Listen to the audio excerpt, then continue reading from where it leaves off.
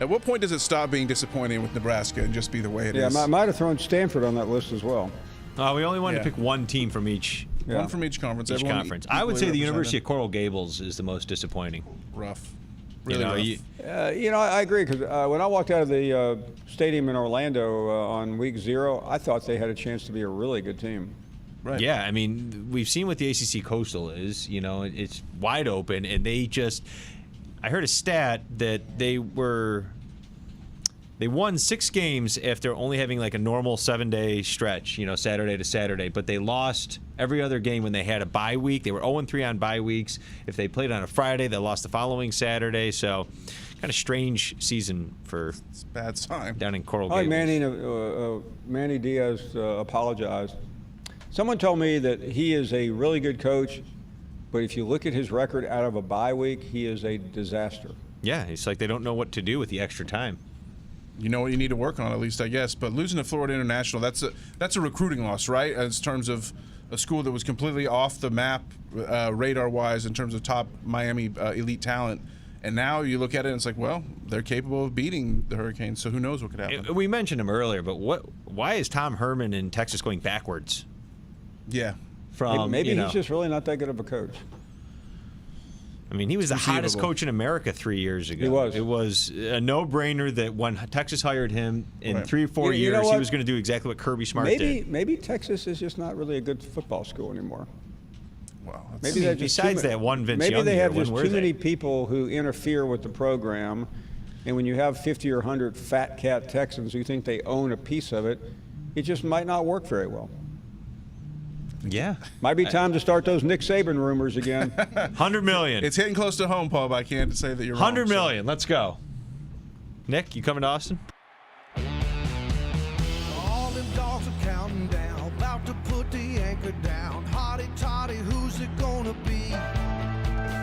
Cowbells and swamp, the ag is wrong. There's nothing like the SEC. The weekend's full of surprise. Hit him with the flex. From Williams by Death Valley. On the Finebaum show, Paul's on the roll.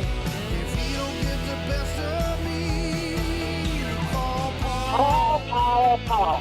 He'll make sense of it all. What's going on, Baba? Wheelers up on Rocky Top. The Razorbacks are hard to stop. War Eagles soaring in the wind. Let me talk, Tammy. Okay, go. Tigers rocking in the zoo. Wildcats are grinning too. Talk about the tide that's rolling in. The weekend's full of surprises. From big upsets to rivalries. On the Finebaum show, heads are gonna roll. If they don't get the best of me, we'll call Paul. He'll make sense of it all. Don't take those calls. I could give you my address and phone number if you're ever in this neck of the woods. This is the Paul Finebaum Show. It's not Jerry Springer, right? The Paul Finebaum Show is presented by Regions Bank. Been running here. The second hour is live, and we welcome you back to the show. Number of guests will continue to join us. Reminder, we're here every day this week, but Thanksgiving Friday in Auburn. Let's get back to the calls. And Dave is up next in Louisiana. Hello, Dave. How you doing, Paul? Hey there. Just two things I'd like to ask you. In the game Saturday, Justin Jefferson, receiver, scored a touchdown, and two of his teammates did a little dance with him. 15-yard penalty for that. That seems to be a heavier penalty compared to face mask and targeting. It seems like 15 yards is just too much for that. I agree. Listen, I don't like in-your-face bravado, but I don't mind letting a young person celebrate a successful accomplishment. Yeah, I agree. That's great. And the second thing you mentioned about Oklahoma, I don't see how they're in the top 10 period, other than the fact that their name's Oklahoma. I mean, if you had to evaluate their performance for the whole season, how are they in the top 10 period? There's no way. I mean, there's absolutely no way because. So that committee is really generous sometimes with their valuations to me. Yeah. Well, and always enjoy your show. Take thank you- care. Have thank a you. happy Thanksgiving. Appreciate that very much. And when you think about what Oklahoma's done and compare them to Florida, which has lost to two top 4 teams, Auburn, which has gone on the road and won against a ranked team at the time in A&M and has lost to Georgia, Florida, and LSU, 3 top 10 teams.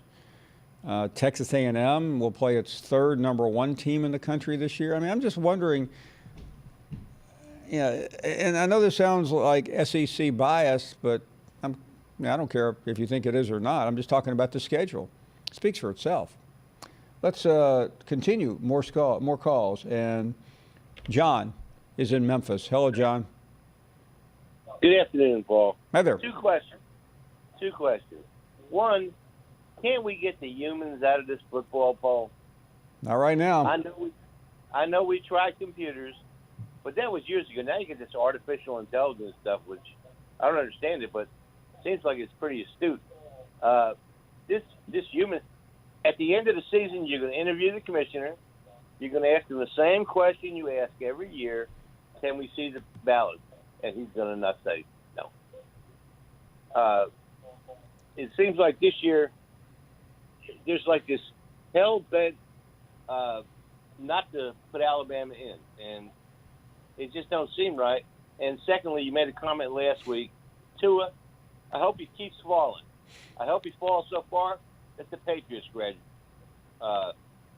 take him. Thank you.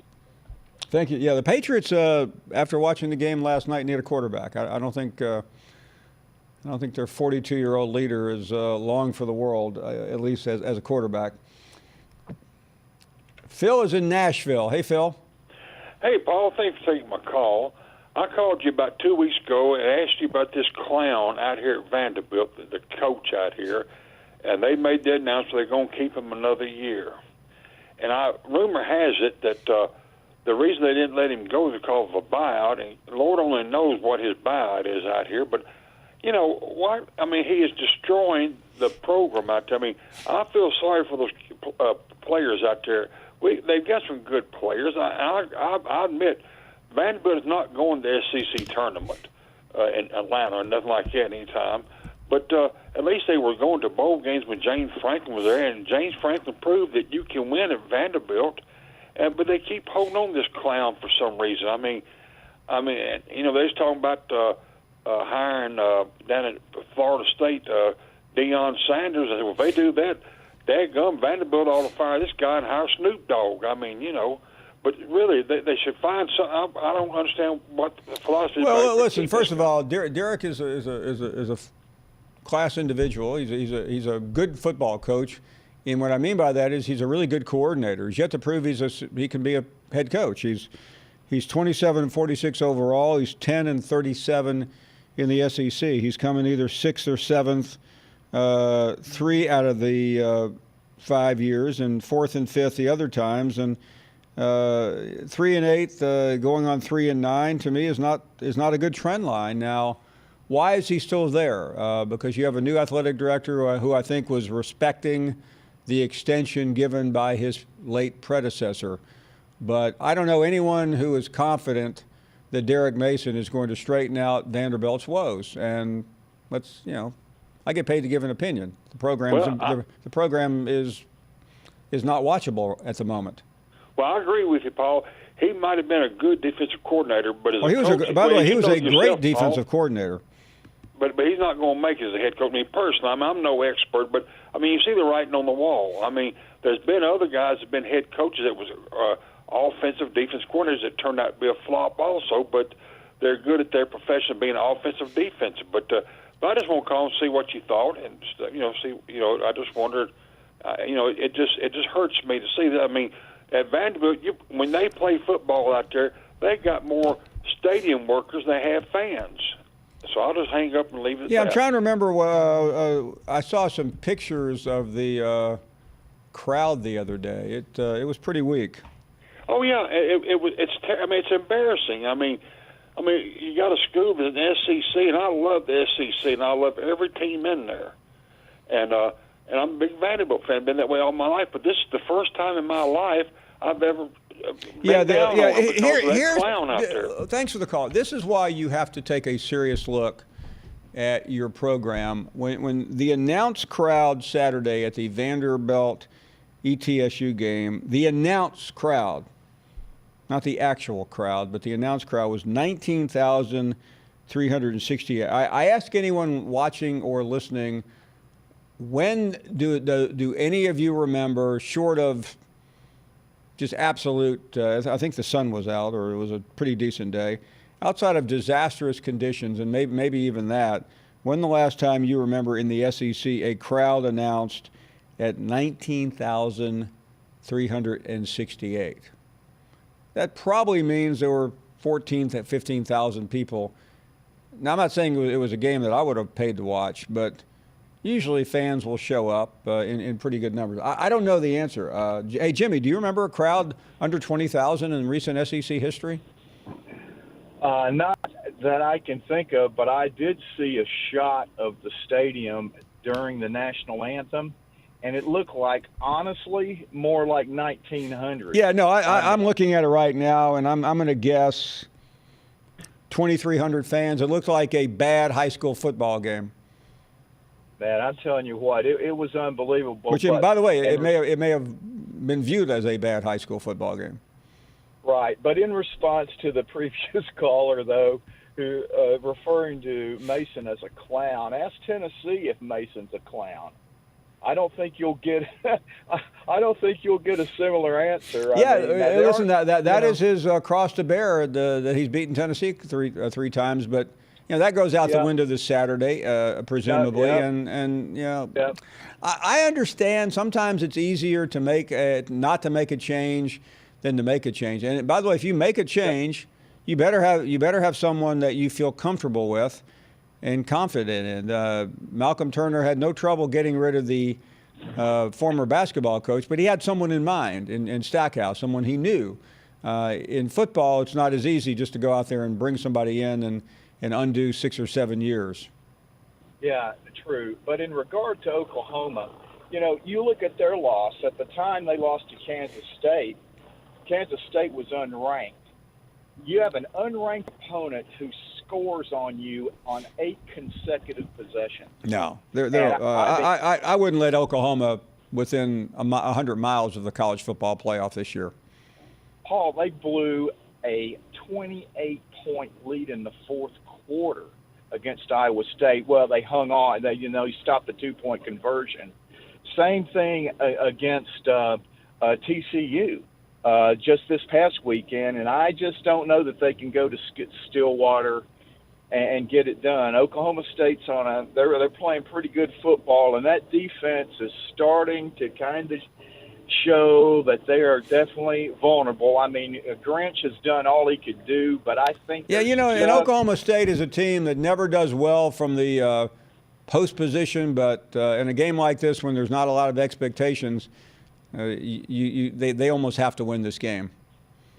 Yeah, absolutely, and you got to have a lot of breaks, and Oklahoma's had some breaks to get as far as they have against Baylor last week, and actually this past weekend they had some very, very fortunate calls that went their way, and that's part of it. But I don't know how long they can hang on. But one last thing, I couldn't help but get a chuckle when you were talking with Mike Griffin on Friday, and I do agree with Mike absolutely. In the SEC championship game last year, anybody that saw Georgia, you'd be a fool not to say they weren't one of the top 4 teams. But the problem is that gave them 2 losses, and that other loss was a 3-touchdown beatdown at Red Stick. You're right. You're absolutely right. That knocked them out. I mean, you just can't beat out those other a one-loss team that has a loss like that, and that's what knocked Ohio State out. Okay, Jimmy, hate to run. We're up against a break. Thank you very much. We're heading to a break, and we will talk next to Seth. Guys are good to go and ready to move on to Georgia Tech. I know they're excited for this week of practice. It's kind of a different schedule for us with Thanksgiving being involved, and a lot of the guys get to go home that live, within a close enough radius share time with their family for Thanksgiving and then return here and then travel over to Atlanta as a team as we prepare for Georgia Tech. Auburn, they played really tight coverage. There's no real easy throws. I thought these guys, the guys who just played Texas A&M, their pass efficiency defense is really stellar. They do some good things defensively. Their coordinator was at Notre Dame. He's done some really good things. So it makes it tough at times, but at times you got to hit the open guy. I think Jake would be the first to tell you that. We missed a couple and made a couple. So there's no easy throws when you start looking at it out there. It's not like there's a gimme here or there. You try to get high percentage throws, and we had a couple of those to the back in the flat and to Charlie and to the swing passes. But we got to do a better job helping him out, and he's got to do a better job hitting the ones when they're open. What's different preparing for Georgia Tech without the triple option? I mean, I know it was kind of a all-consuming thing for this week usually. Yeah, they still have a lot of elements of the option. So obviously, when I say a lot, I don't mean as much as what they had previously, because they were all in when they were triple option. They have elements of the triple. They still, you can't just flip it over and just go completely to a non when that's what your roster's made of. So they have dive, pitch keys, they have reads, they have perimeter runs, inside runs. They've got elements of the option. So it is different from a perspective of not having to do everything we used to do, which was completely different. So where it was 100% different defense, it might be 50% difference now with some of the things they're doing.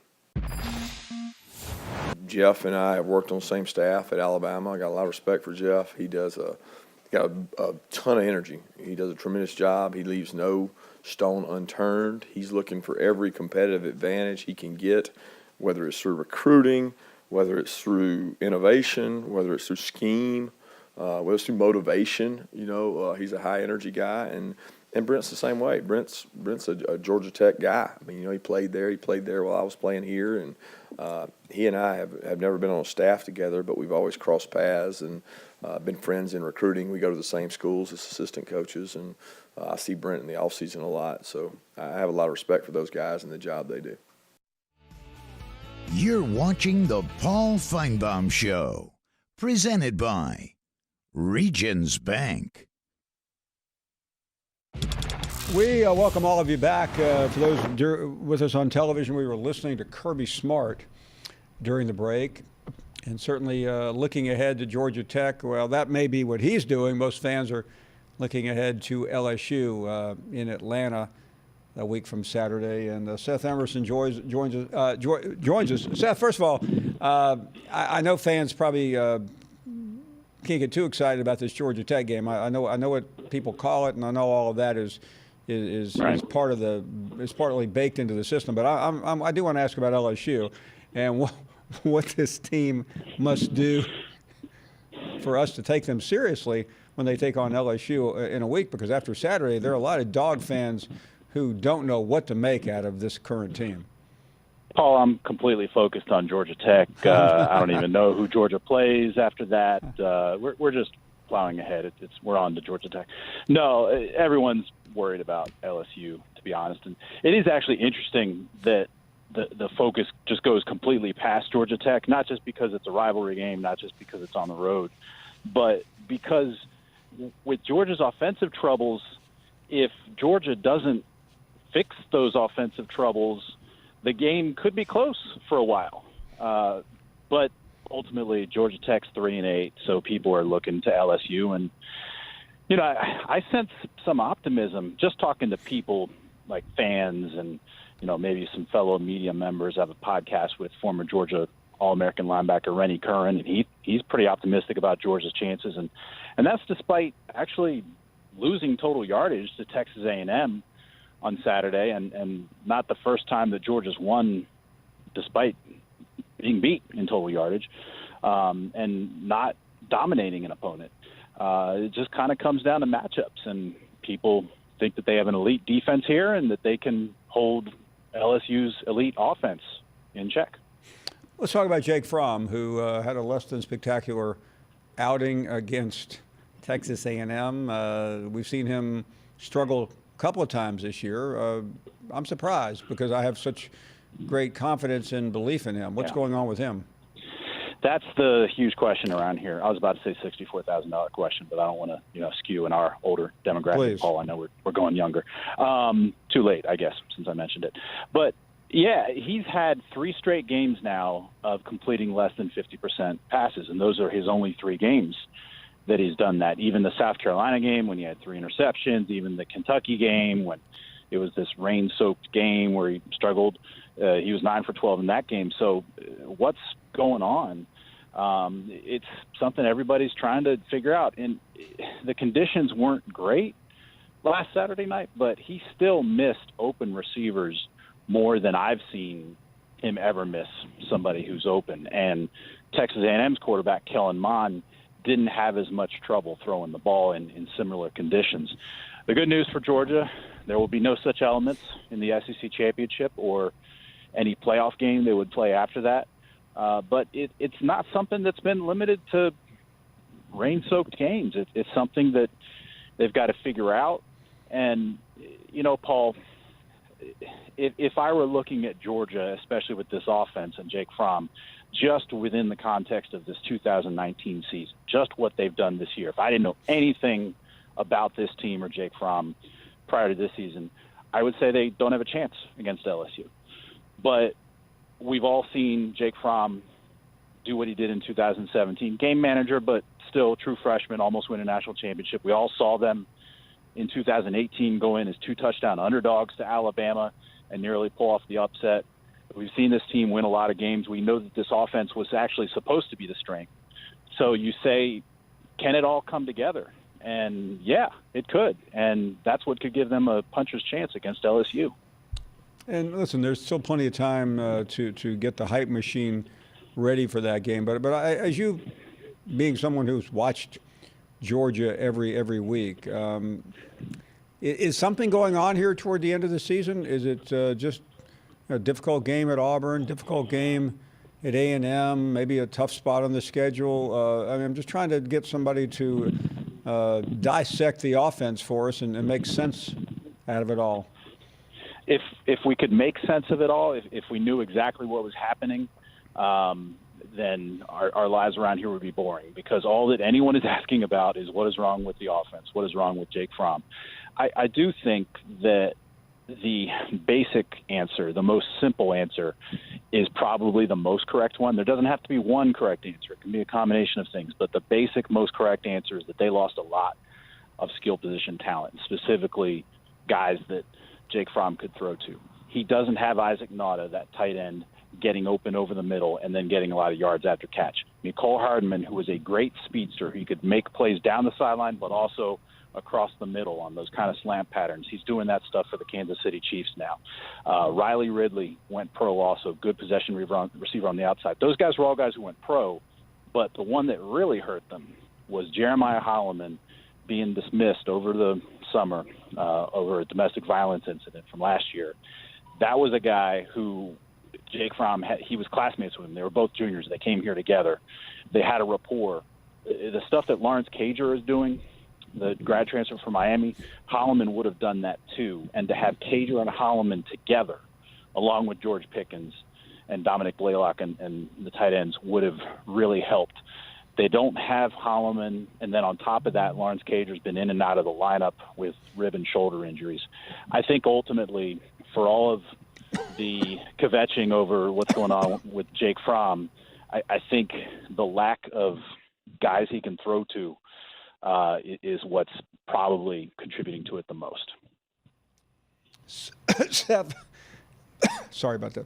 I'm interested because 2 weeks in a row you have games that Georgia really would rather not be playing. How did they survive this week? How do they survive this week? Georgia Tech, they're happy that they don't have to deal with the Paul Johnson triple option offense, for one thing, because they can come out with less harm potentially for injuries. They need to get to the LSU game without any more injuries. They're actually in pretty good shape. They need to get Lawrence Cager as healthy as he can be. I don't think he'll play this week. That doesn't mean he'll be able to make it through the LSU game. Eric Stokes got hurt with something in the Texas A&M game, but Kirby said today he should be back he should be fine for this week. That's big because he's their best cover corner, and obviously they need him for LSU. They need to get through this week, and I don't think they'll care if they only beat Georgia Tech by 1 point. They just want to survive and get to the LSU game because they know that they don't need style points right now. They get in by beating LSU. Yeah, and I guess in conclusion, Seth, that really is the advantage. This is not a team like Alabama. It has to do anything more than just win, right? No, exactly. I mean, LSU, if you beat LSU, you get in. It's the same situation they've been in, Paul, the last 2 years. 2017, 2018, they came in to the LSU or to the SEC championship with one loss, knowing they just get in and they win. Last year, they made the argument for getting in even though they lost. I don't think that they'll be able to make that argument this time, especially if Alabama wins at Auburn. But it's pretty simple for them, and it's why the last 3 or 4 weeks when the playoff rankings have come out and there's been all the debate over playoff scenarios, the reaction around here has been kind of muted because everyone kind of realized Georgia's situation was pretty straightforward. Seth, great to have you on. We'll see you soon. Thanks, Paul. Thank you very much. We will take a break. More to come. Two very good football teams that played a tremendously hard-fought, physical football game. Opportunities on both sides to be significant in the game. Thought our kids competed, played, made adjustments, stayed in the moment, didn't allow frustrations or things, just kept playing, which is when you're in a heavyweight fight like that. I mean, all 3 phases, things are going to happen. And you kept competing, getting better, making adjustments. Our will to win, our will to compete, our ability to get better as the game went on and things we did, I thought were there. We didn't needed one more play. We needed one more play, and we got to. I could say that's at 2%. We got to find, and we got to keep educating. Got to get it out of these guys and get it out of our staff and get to that level. But that's a very good football team we played. Hats off to them. Nothing there. But again, I thought our kids defensively, I thought we were very physical up front. Really disrupted in their run game. Did some things. Played the pass pretty well. Pressured the passer at times very well. They made a couple downfield throws and hit some go routes that allowed them to get in there, and then their field goal kicker made kicks. Thought offensively, they were disruptive on us in the first part of the game, running the football. We can get hats to hats, getting guys coming off blocks and not staying on. They're a good football team, movements and things. And as the game went on, we gradually got better at that. And then we gave Kellen time, and we were able to execute in the passing game, move the football very well in the second half, especially at the end of the first half, and had one other drive. Again, we play a tremendous football team, number 1 team in the country, LSU. Very good football team, all 3 phases. Offensively, dynamically, got receivers making plays all over the board. The front's very good. Have an excellent back who can run and catch the ball. I mean, you say, does he run it better, catch it better? Yes. I mean, very dynamic. Tight end Moss does a great job. The 3 receivers, 1, 2, 6, and the other guys they got, are really good players. Burrow's a heck of a player. He's playing as good as any quarterback in a long time. 78% completion percentage, man, that's amazing. Guys are catching the ball, but he's doing things and with a savvy and they're doing a great job schematically, and they got good players and doing a good job defensively. Very good players. You got 2 or 3 first-round draft picks out there on that defense right now. They got guys on the first level to affect you, the second level will affect you, and the third level will affect you. A lot of experience, a lot of things. Their kicking game is very good and very sound, good returners. They're good all the way across the board, and they're playing as good as anybody in America. So, going down there, it'll be a tough environment. I've been there many times on the road and as a home team, so I know what it's like. They have great fans, great people, and a great team, and we got to put this one behind us really quickly and move on and get ready to play a tremendous LSU team on the road. We welcome you back, and for those of you who are hoping that that might have been my last moment on Earth, I hate to disappoint you. Welcome back to the program. Let's get back to the calls at 855-242-7285. Mike is in Macon. Good afternoon. Thank you, Paul. I actually was worried that you might not be there when you came back. I feel break. perfectly fine. Okay. All of a sudden, something just, I think it was just, I was so distraught about the Georgia offense, I couldn't get through that interview. Well, talking about that, thanks for having Seth on, too. He's a good objective journalist. I read him every day. He doesn't always say what I want to hear because I want to hear a rosy picture, of course, but he paints a true, accurate picture. I will say one thing.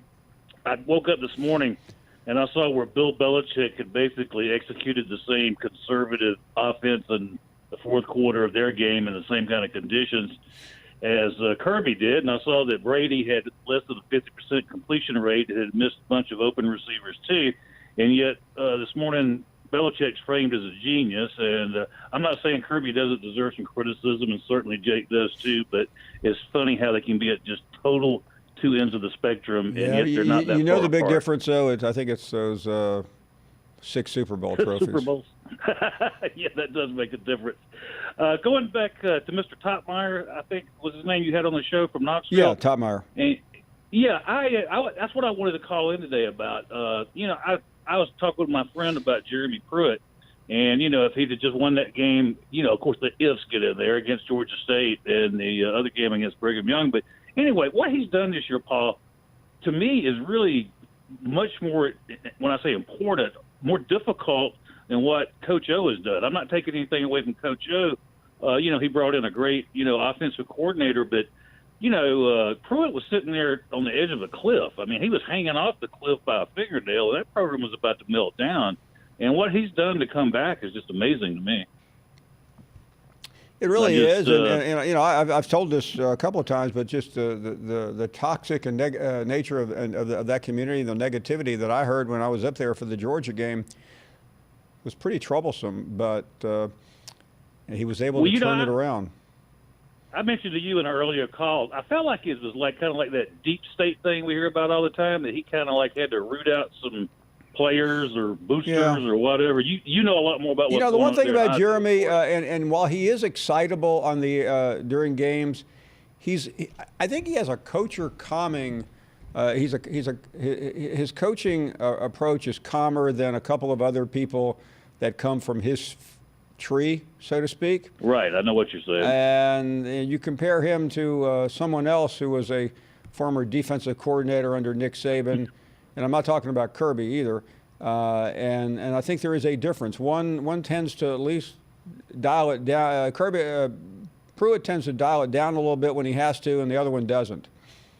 Yeah, I know exactly what you're saying. I do. I agree with you. But he's done a great job. One last thing, if you have time, just looking at the Iron Bowl. All the logic would tell me that Alabama should come in with the edge mentally and psychologically fired up to beat Auburn. But I get this feeling just from looking at that. Again, I know it's just message boards, but the fans and everything else, everything I'm reading, Auburn's coming into this game a little bit more fired up than Alabama, it looks like to me. Yeah, I don't know yet. Alabama, I think it's because they're going into battle, so to speak, with Mac Jones, and everybody can try to convince us how great Mac Jones is and how he's looked against Arkansas and what was the team they played the other day? Western Carolina, but Auburn's a whole different story. Squirrel is up next. Hey, Squirrel. Man, you're doubting Mac Jones like your brother Jim. I can't believe that. I'm sorry. That shocks me. But, no, I didn't call about that. I'm not one to get in people's personal business or anything of that nature, and I know you're married to a doctor, but have you officially gone to a doctor? Because you've been fighting this congestion for going on a month now. Well, listen, I will tell you what the doctor told me about 2 weeks ago. So you went to a doctor? Well, I've seen a doctor. Let me be cryptic. You've seen a doctor. Well, I've seen doctors, The doctor that I am married to told me if you would just skip a trip and rest for 1 or 2 days, you would knock this thing out. And of course, I cannot tell you how many times I've been on an airplane since she told me that, but I'm guessing it's probably about 13 or 14. Well, I believe that, and I know you're nonstop. That's why I ask you, have you been to a doctor? Because I think you really need to go see a doctor other than your wife. And have them do a few simple tests. For the record, Squirrel, she is not my doctor. You can't do that. Good. And I have a real doctor, but I have not seen him. I think a Decadron shot or something like that would be great. I think what do they do? The horses who get injured in a race. They put them down. I think I'm pretty close to that. Yeah, they put them down eventually. No, I think you really need to. I think if you would just take an afternoon and go see a doctor, get you a Decadron shot or something of that nature, let them diagnose you, and I think you'd feel a lot better quick. You know what I mean? Because you've really been struggling with this thing for a while. Well, listen, I appreciate that, and I've had I'm a here lot of for great you, you know that. I've had a lot of great suggestions about what to do and what not to do, and unfortunately, I haven't taken any of them. All right. Well, I appreciate it, and I'm looking forward to the Iron Bowl, and you can throw the records out at the Iron Bowl. You know, anything can happen this Saturday, and I hope Bama's able to win and play their way into the playoffs, and hope everyone has a happy holiday. Squirrel, thank you. But the most important thing, and I thank all of you for being so kind.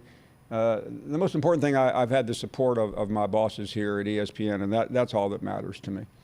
Let's go to Larry in Houston. Hello, Larry. Good afternoon. How you doing, Paul? Squirrel trying to get you divorced, man. I'm married to a nurse practitioner, and I'll be on the road a lot. You just got to start watching what you're doing. You know, like bring you some stuff. Take a lot of antibiotics, and I carry a lot of hand sanitizer with me. I do. I have a jug of it in my bag here. Yeah, because I'm a truck driver. I own the trucking company, and that's one thing. I'm always meeting people different places anyway. But that one that Nick Saban was good. That's Auburn to be the best team they met. Yeah, that's gonna be the best team they met that they probably can beat. I don't know why Bama. These people keep hollering for Alabama to get in.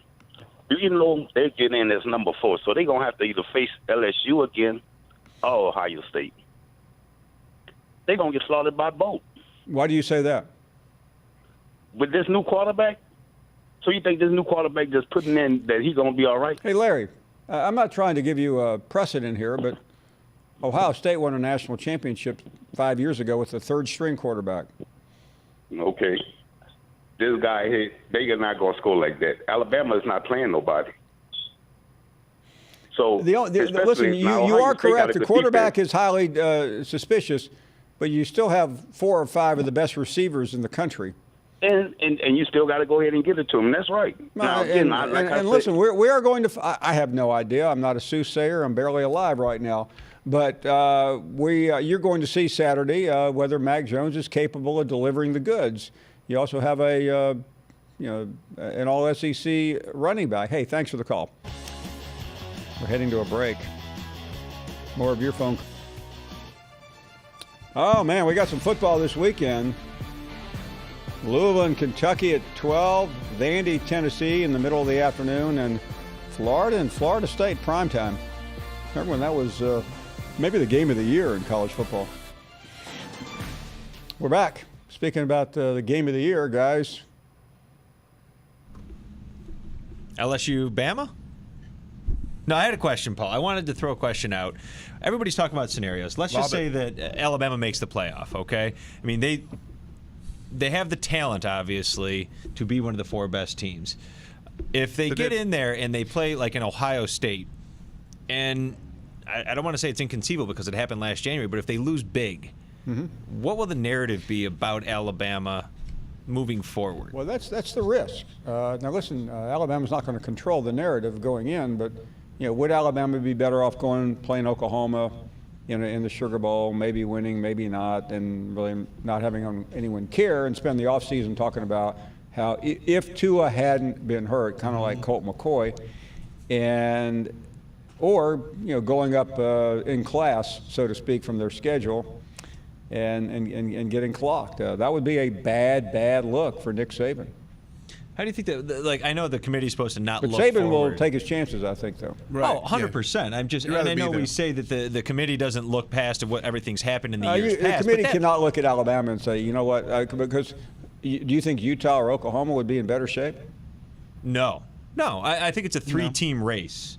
And I think Alabama. Right. It doesn't matter who the number 4 spot is. What we've been saying for a while, right? Right. I mean, do you agree with that? Even if Alabama gets in as the 4th spot, do you think they can compete? With Mac Jones against Ohio State? Well, I think if they can get out of Auburn alive, I think they will have. I think they can. Yeah, because sometimes teams react in strange ways.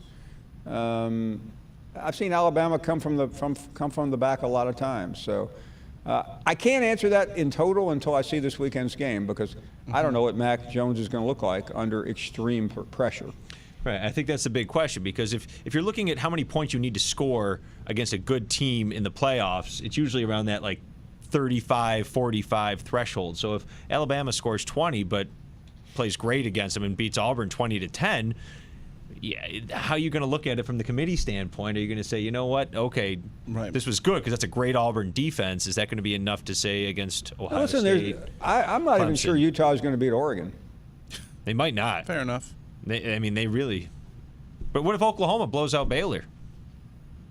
I mean, we're playing a lot of the Alabama. I refuse to acknowledge Oklahoma as a serious contender. They're out. They've been out. Yeah.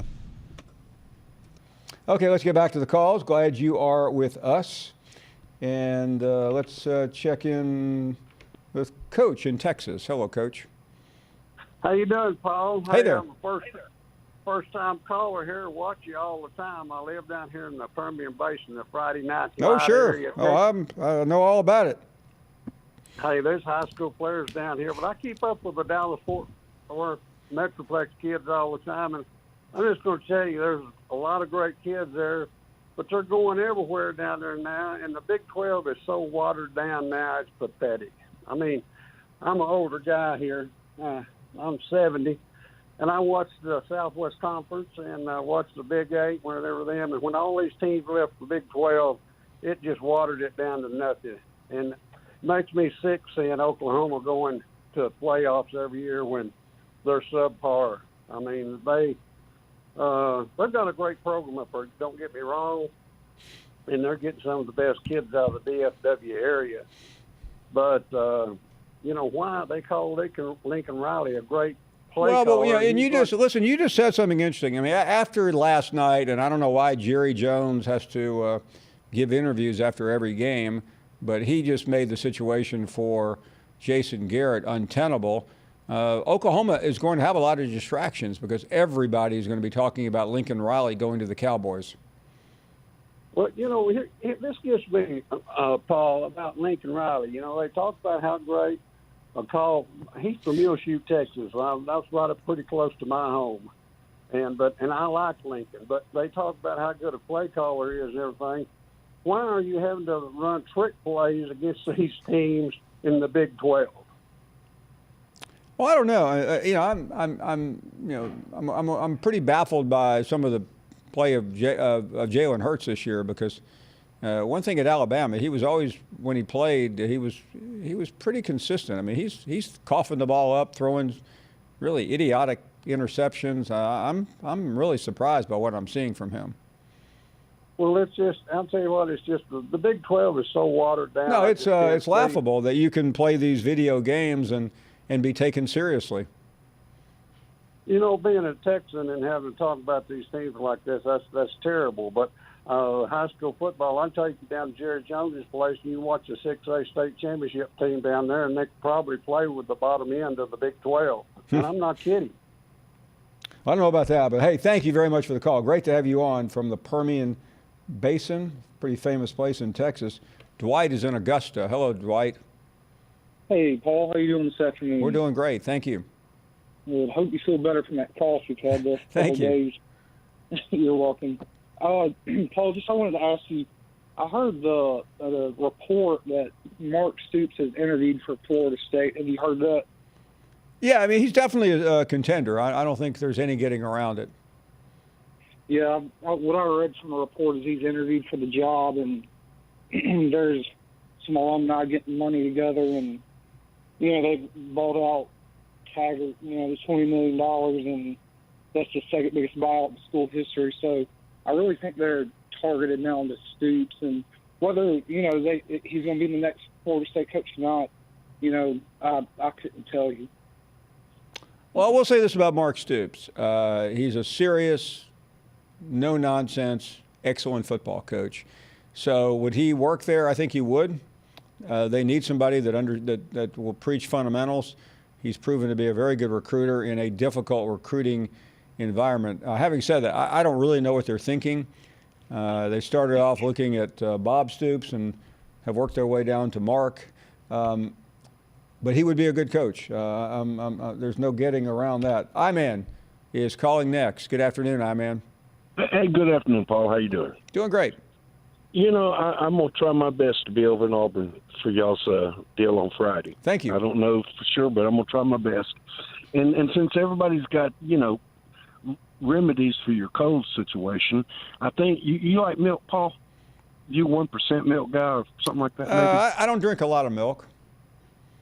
Well, you need to. You go to Colorado, get you a gallon of goat milk, and just get the top shelf brownies and eat. And every time you feel like you're coming down, eat some more. And eventually you will think yourself past that cold. Well, you know what? I mean, I believe it or not, I feel pretty good. This is probably the best I've felt in 2.5 weeks. You'll feel better in Colorado, I promise you. And you can reconnect with your James Taylor records and all those kind of things. But, Paul, let's talk about the recruiting. Let's talk about Bama's little complex situation. Yeah, let's now, do it. We hear all the time about how schedules are made years in advance. We've seen on the little scrolling thing all these teams, lining up football teams for 20, 30, 31, 32. Now, it's obvious that the Duke game was thrown on Bama's schedule a couple of years ago because you had a guy on your program that said so.